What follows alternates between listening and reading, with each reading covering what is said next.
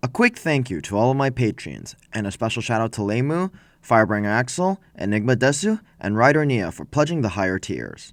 Your support is heavily appreciated. それでは手早く用意いたしますね。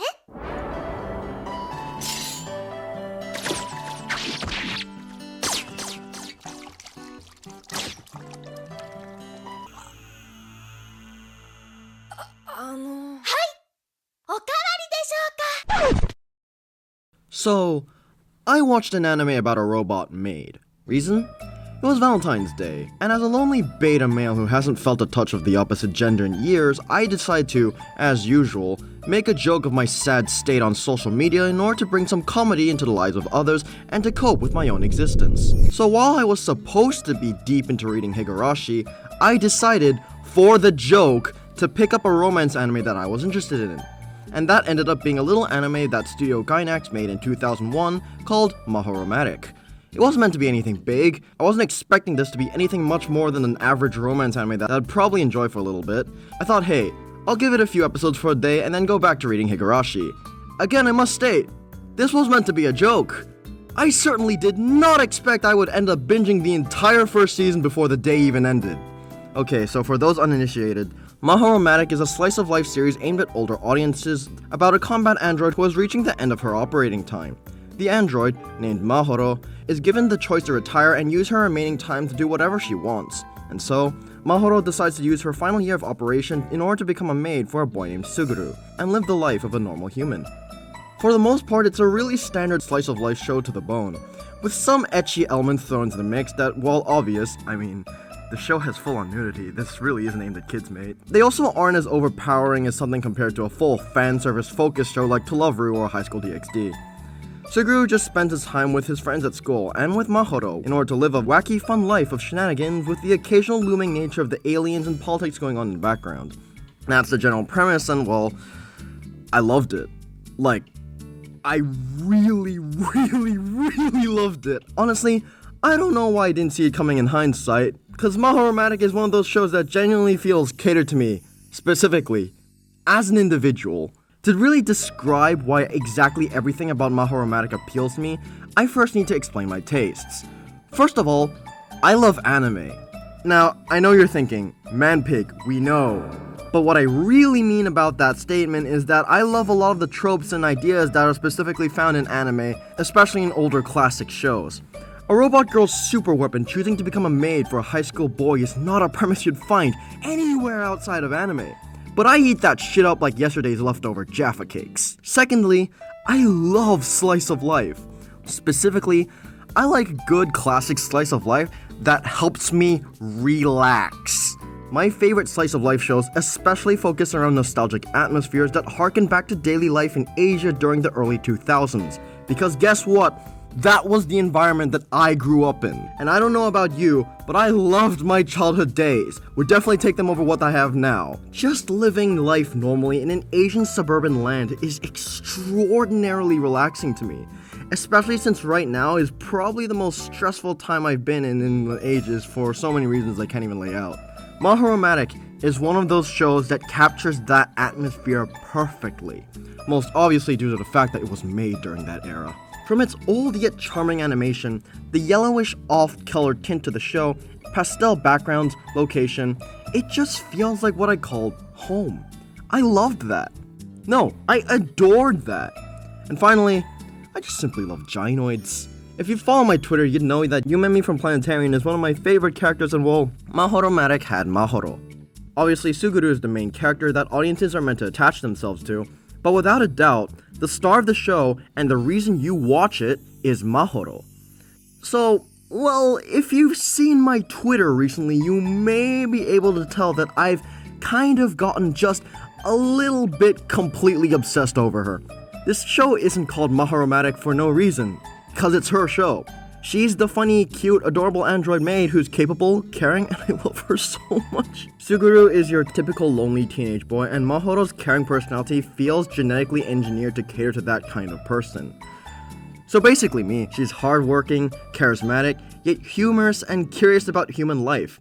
She's adorable, formal, lovely, and I love her so much and I care for her and she makes me such a happy person. I'm not gonna go out and say that Mahoro's character is revolutionary or the most well-written, introspective character in fiction, and Gainax already has a very well-known history of having girls doing shit like piloting or blowing up giant robots, but Mahoro isn't also just your cute maid girl with combat abilities. Oh no. As I mentioned before, Mahoro's life is literally on a timer. At the end of every episode, you are given a stark reminder that Mahoro only has limited days to live and her clock is constantly ticking down. The show itself is as lighthearted and as cheerful as a slice-of-life anime would be, but it's a small juxtaposition that keeps you remembering these happy days are not eternal. And when the show decides to inevitably become more serious, which it definitely does, it doesn't really feel that jarring. Mahoro's character has a few layers to it that I can't really delve deep into without spoiling the story, but her character overall sends a message about living life to the fullest, and what it really means to be able to do that. There's a comparison in the manga to the James Bond film, You Only Live Twice, which is when you're born and when you're faced with inevitable death. This is kind of a reminder to Mahoro's mortality, yet her ability to live a happy life as a normal human. It's what really adds that extra layer of empathy that made me care for Mahoro so easily and so quickly. You know, aside from the fact that she's an adorable maid who is so cute and I love her so much. The slice of life of the show is fun and enjoyable. Every episode didn't feel slow and the shenanigans never got even a little tiring or repetitive. The cast was great, with a wide variety of side characters that never really took the spotlight from themselves. They were all great compliments to the fantastic story, and I can't see the show without them either. I loved the show so much that right after season 1, I immediately hopped onto the second season that very same night, meeting the new character Minawa and loving her a lot in her own regard as well. Honestly, I was initially worried that she'd take the spotlight away from Mahoro, but that wasn't the case. She had her own side story that was prominent, yet Mahoro remained in the spotlight, being the reason we watched this show, and she didn't change at all from the Mahoro that I enjoyed so much, so it didn't hamper my enjoyment even just a tiny bit. I don't know what to tell you about this series, man. It just keeps hitting. Season 2 focuses way more on the overall world and the politics in the second half, and it's very infamous for its very typical Gainax ending. There is a lot of anime original content that fleshes out Mahoro's backstory, but also a lot of new slice-of-life scenes in general. However, while that is the case, the manga also fleshes out the world a bit better and gives explanations for what's happening in the background compared to the anime, which becomes much more relevant in later sections of both stories. Manga and anime will always have their differences, but I feel like in Mahoromatic it's put to another standard. The anime is quite faithful, don't get me wrong, but it's not necessarily an accurate adaptation of the manga. Stuff like Mahoro's weaponry being stylized to be a bit more, well, Gainax, the numerous modifications of certain scenes, and of course, some cut content makes them feel quite distinct from one another. And finally, after a certain point, the manga and anime stories essentially become two entirely different things. The final 2 volumes of the manga and the final arc of the anime share absolutely nothing in common. They have similar themes and messages, but it's like comparing the original Evangelion to the Rebuild movies. They've diverged enough to be called separate stories at this point.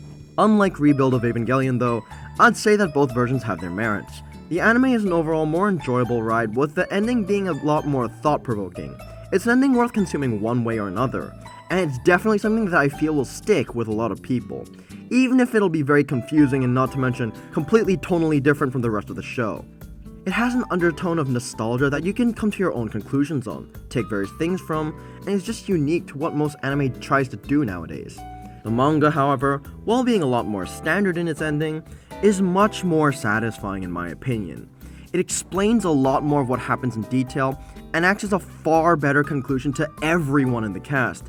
There are also certain characters like Minawa who shine far stronger in the manga overall, with her arc being one that rivals even Mahoro herself in my opinion. As for which version I think is better or more definitive, honestly, as I alluded to before, I think both are worth trying out for different reasons entirely. And by the end they differ so much that they might as well be considered different experiences. I personally recommend the anime first and the manga second, as the anime does do a better job with the introduction and character building, with an ending that almost certainly will leave you wanting more.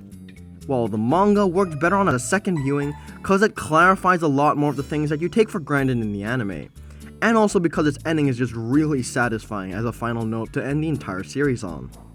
Either way, that's not really why I wanted to make this video, and the reason is, well, Actually, I don't know why I made this video. I didn't make it with any sort of idea or goal in mind. I just wanted to talk about Mahoromatic. This story is one I went with, like, no expectations, and I only planned to do it for a gag.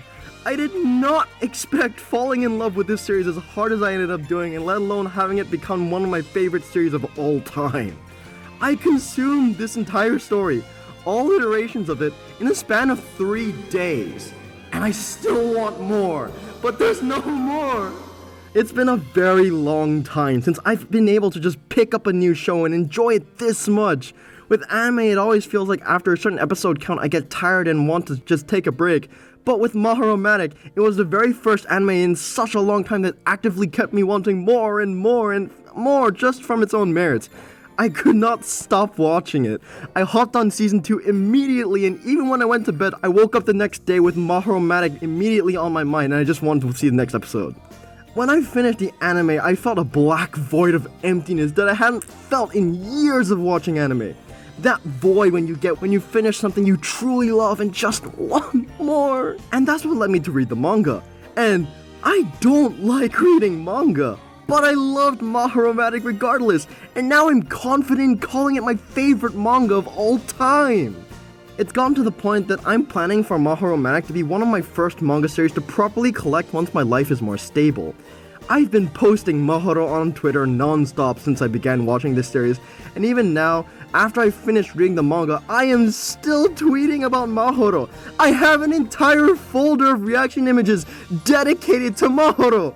Mahoromatic has actually occupied my brain for the past 3 days, and even when I'm doing other shit, Mahoromatic has yet to leave my mind even once through all of my thought processes, and I just can't stop thinking about it. This has actually become my newest obsession, and I don't use that term with any hyperbole at all. Mahoromatic has taken over my life. I have actually begun forgetting to do my daily functions just because my brain is too full of thoughts about Mahoromatic. I can't stop, and honestly, I don't think I want to either. So basically, to sum things up, I watched an anime about a robot, Maid, and I completely fell in love with it. 20 out of 10, the actual epitome of anime as a medium, would recommend to anyone that's human or saint, and the very definition of man-paid core. I need to go and build my own Mahoro already.